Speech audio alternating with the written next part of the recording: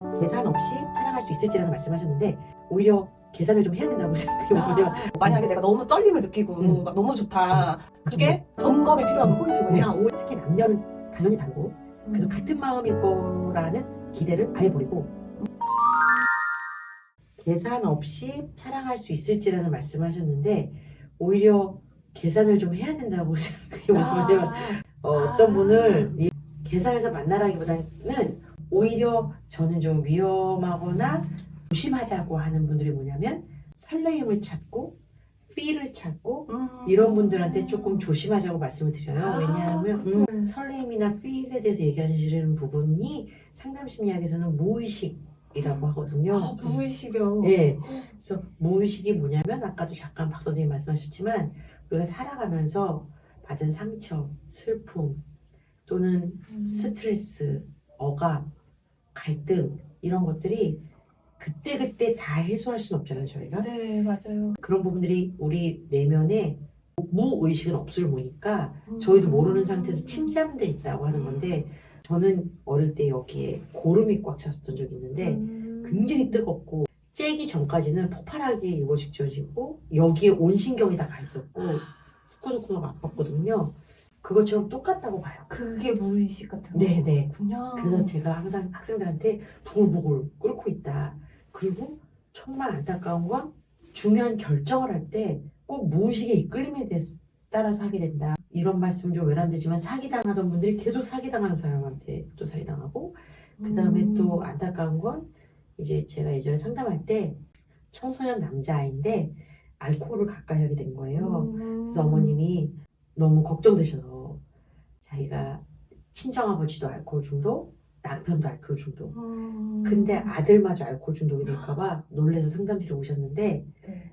그분께 그럼 어머님 친정아버지가 알코올 중독이셔서 그렇게 힘드셨는데 어떻게 또 아버님도 남편분도 알코올 중독이시네요 그러게요. 라고 하니까 그 어머님이 갑자기 저한테 이런 질문을 받아보니 제가 회상을 한 결과 아주 멀쩡한 청년들이 결혼하자고 할 때는 그냥 바른 생활맨이고 약간 얼큰하게 취한 지금의 남편이 결혼하고 사랑한다고 했을 때는 왠지 강한 설레임과 이끌림에 의해서 가족 같았다는 거예요. 가족 같은. 그게 되게 위험한 겁니다. 아, 그래서 여러분 알게 모르게 강력하게 이끌림 받거나 또는 저는 제자들이나 청년 상담할 때 나쁜 남자한테 이끌리시는 분들 나쁜 남자는 나쁜 남자입니다. 그리고 나쁜 여자한테 이끌리시는 분들도 나쁜 여자는 나쁘다는 게 뭐냐면 배려 없고 네. 이기적이고 이런 사랑은 친밀감과 열정과 헌신 이 삼각형이 다 있어야 되는 거거든요. 어쩌면 제일 중요한 건 헌신이기 때문에 헌신이 제일 중요하군요. 그렇죠. 그래서 어차피 우리는 다 다른 사람이고 특히 남녀는 당연히 다르고 그래서 같은 마음일 거라는 기대를 아예 버리고 완전히 다른 마음인데 조금 맞다. 그러면 축복이고 기적이라고 저는 생각해요. 네, 맞잖아요. 그쵸.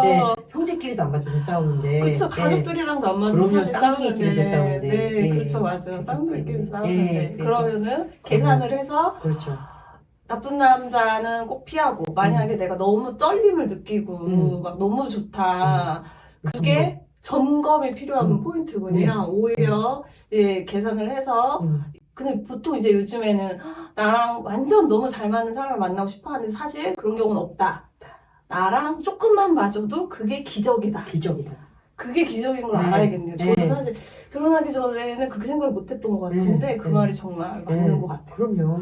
남편과 결혼하기 전에 남편한테 큰 설렘보다는 오히려 안정감을 많이 느꼈던 것 같고 미투.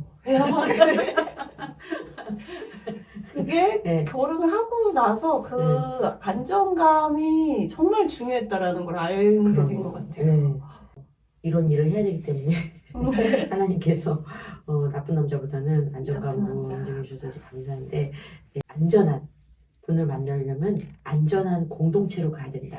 그러네요. 안전한 사람을 만나려면 안전한 공동체로 가야 된다.